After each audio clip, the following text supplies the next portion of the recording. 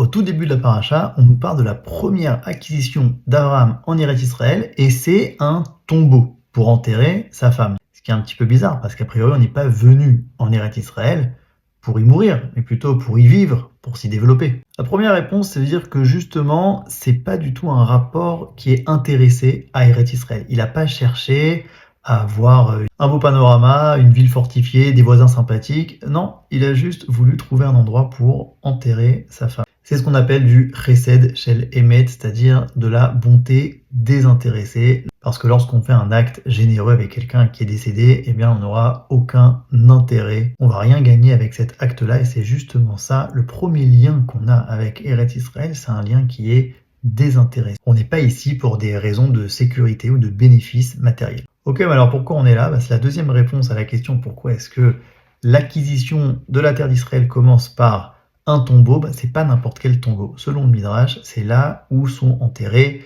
Adam et Ève. C'est-à-dire que le lien avec la terre d'Israël commence par une volonté de se relier avec une humanité originelle qui était jusqu'alors perdue. D'ailleurs, le mot Chevron, donc l'endroit où a été enterrée Sarah, vient du mot chaver, lechaber, chibour, qui veut dire justement relier. C'est un endroit où on cherche à se reconnecter avec notre identité authentique. Donc en fait, Abraham veut enterrer Sarah là-bas pour dire que Sarah a été fidèle de son vivant à cette identité-là que représente le premier homme, Adam Arishon, et que notre lien avec la terre d'Israël, c'est justement une recherche de continuer cette identité malgré tout. Donc ce lien-là, cette connexion, elle peut expliquer aussi beaucoup plus tard l'attitude des explorateurs lorsqu'ils arrivent en Eretz Israël. Lorsqu'ils arrivent à Hebron, il va y avoir deux attitudes, celle des explorateurs et celle de Kalev ben Yefouné de l'autre côté. Les explorateurs vont avoir très peur de Hebron. Ils vont dire on a vu là-bas des géants,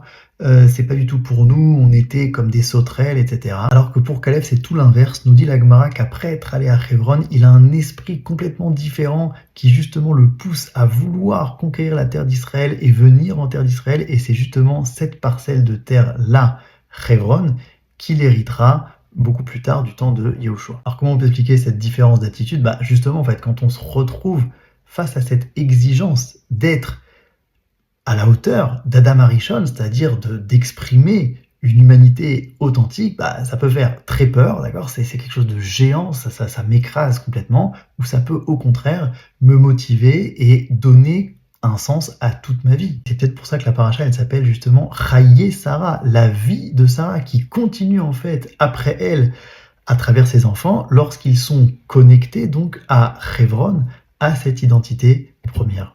Shabbat Shalom.